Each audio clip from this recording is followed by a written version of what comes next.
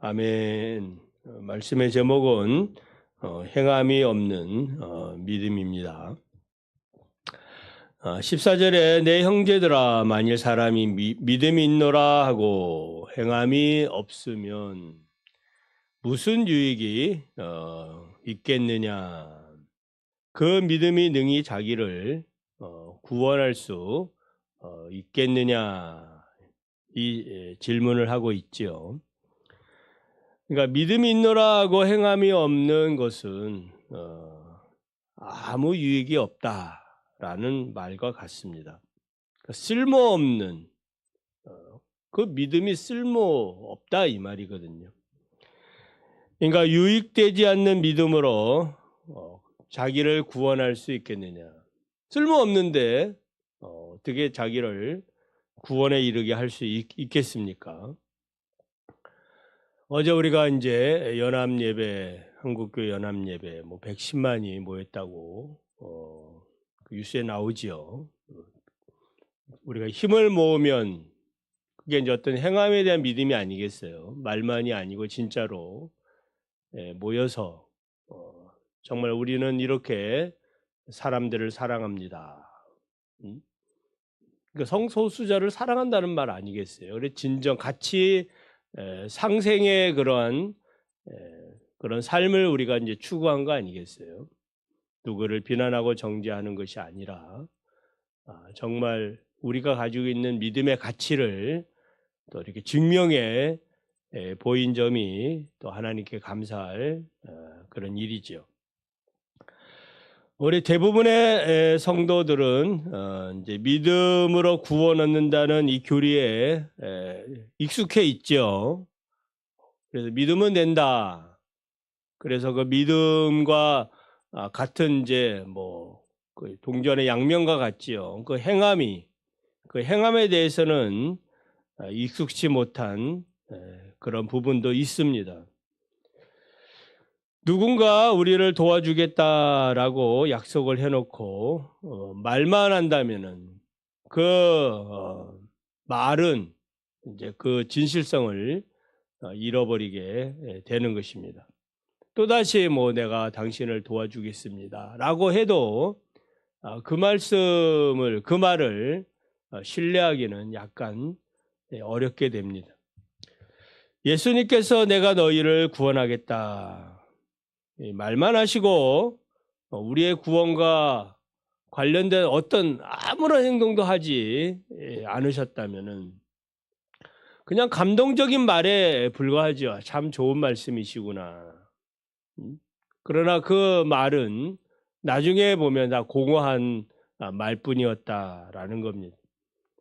그러나 예수님께서는 실제로 우리를 의롭게 하시려고 거룩하게 하시려고 자신을 하나님이 기뻐하는 유월절 어린 양이 되셨고 십자가를 지시고 돌아가셨습니다. 할렐루야. 말만 하고 행동하지 않는 것들은 무슨 유익이 있느냐 묻고 있지요. 믿음이 있노라 하면서 그 믿음대로 행하지 않는 그 부분에 대해서 지금 말하고 있는 것입니다. 누가복음 6장 46절을 보면 너희가 나를 불러 주여 주여 하면서도 어찌하여 나의 말하는 것은 행하지 않느냐라고 주님께서 말씀합니다. 우리가 이제 산상수훈 우리가 이제 7장의 그 결론을 다 듣지 않았습니까? 산상수훈의 4가지 결론이 무엇입니까? 좁은 문과 넓은 문, 좋은 나무와 나쁜 나무, 진정한 제자와 불법한 제자, 그리고 반석 위에 세운 집과 모래 위에 세운 집. 예수님께서 이렇게 산상수훈의 결론을 4번의 이런 결론의 내용, 상반된 내용을 이렇게 말씀하신 것은 무엇 때문이에요? 들었으면은 이 들은 대로 행하는 것이 그렇게 쉬운 일은 아니다. 그래서 강조하는 거 아니겠습니까?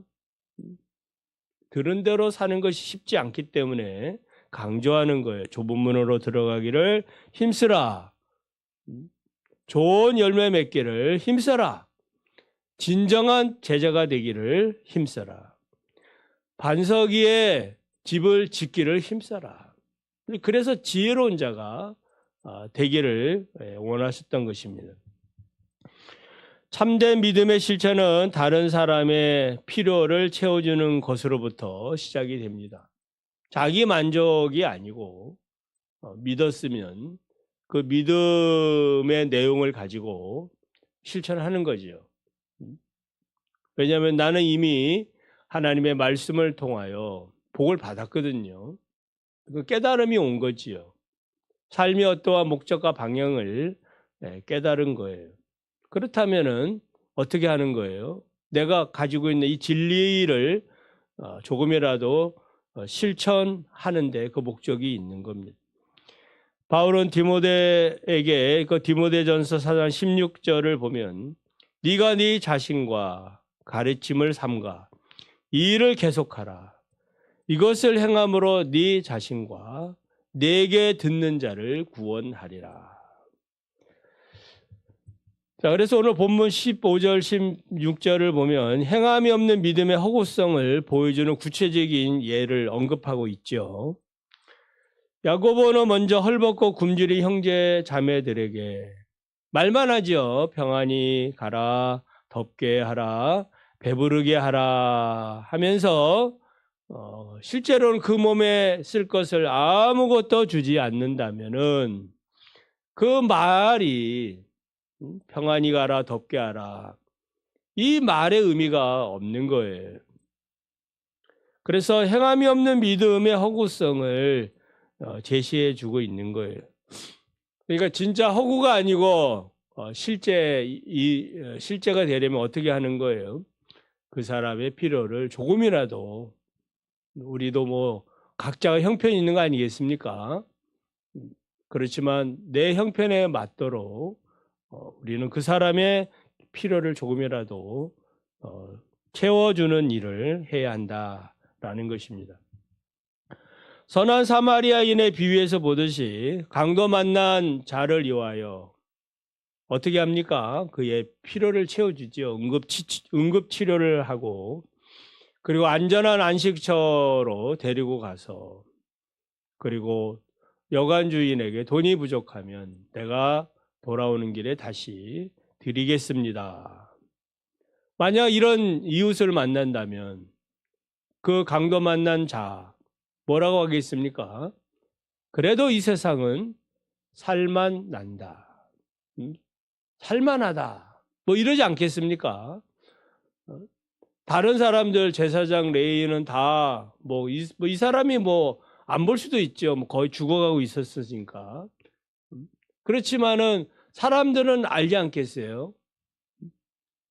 어떤 행위를 했는지 자기는 알 거예요.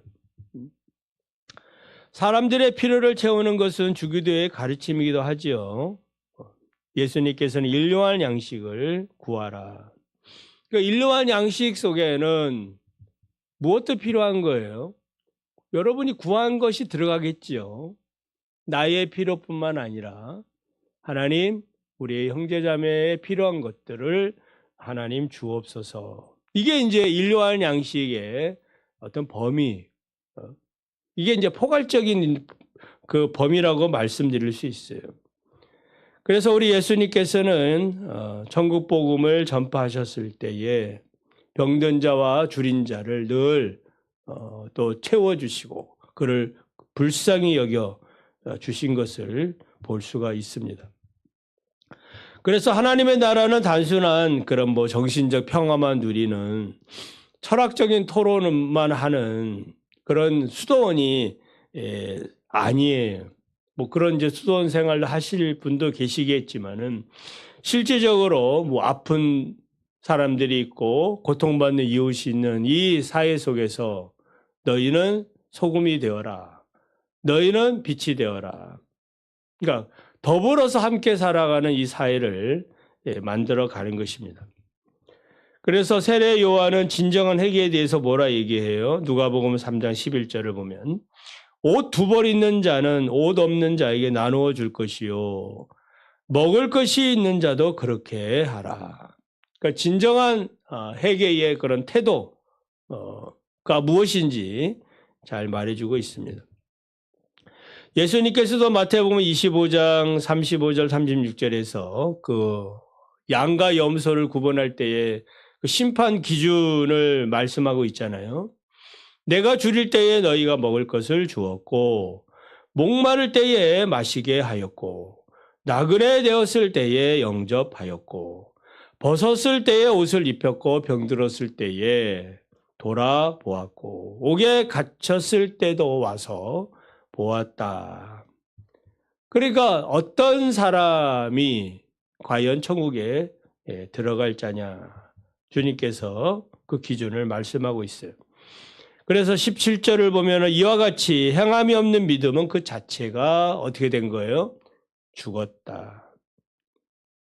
또 이제 26절을 보면은 영혼과 몸의 비유가 첨가되어 있죠. 영혼이 없는 몸이 죽은 것처럼 행함이 없는 믿음은 그 자체가 죽은 것이다. 그러니까 내가 살아있는지 죽어있는지 무엇을 보고 내 스스로도 판단할 수 있어요. 내가 무엇을 하고 있는가. 어제 우리가 이제 뭐 열합 예배 참석한 분들은 정말 우리 한국교회 아직도 살아있구나. 이걸 느끼지 않았겠습니까? 하나님 살아계시는구나. 영상으로도 참여도 하고 정말 몸으로 또 이렇게 새벽 저 멀리서 오신 분들은 지방에서 오신 분들은 또 얼마나 고생이 많습니까? 그러나 이 믿음 가지고 우리가 함께 힘을 모은 거 아니겠습니까? 그래서 우리의 영혼이 살아있다. 우리의 삶이 실제로 살아있구나. 이런 내용들 이거 실천을 통하여 증명이 되는 것입니다. 뭐 죽은 시체나 살아있는 자나 뭐 겉모습은 같을 수 있죠. 그 순간은. 그러나 그 속에 생동하는 그 힘은 완전히 다른 것입니다. 죽은 시체에게 아무리 좋은 경치 보여주고 슬픈 장면 뭐 보여줘도 감각이 없는 것입니다. 그러므로 이 시대가 이렇다고 해도 죽은 자들은 뭐 그게 뭐 우리하고 무슨 상관이 있어? 너희들은 광적인 그런 존재들이야. 뭐 이렇게 우리를 치부할 수도 있는 거 아니겠습니까? 그래서 행함이 없는 믿음, 죽은 그 고통받는 형제와 자매들, 그러한 그 어려운 상황들을 보면서도 별로 감각이 없는 그런 상태라면은 그 믿음은 죽은 것이다 라고 볼 수도 있습니다. 그러므로 오늘도 우리는 어떻게 살아가야 되겠습니까? 야고보서 1장 22절의 말씀처럼 너희는 도를 행하는 자가 되고 듣기만 하여 자신을 속이는 자가 되지 말라. 오늘도 우리 자신을 돌아보며 내가 내 자신을 속이고 있는지 아니면 정말 주님의 진정한 제자로 좁은 문으로 들어가기를 힘쓰는 자가 되고 있는지 지혜로운 그 자처럼 반석 위에 집을 짓고 있는지를 우리는 늘 또 확인을 하면서 자신이 살아있나 죽어있나 또 확인하면서 또 살아가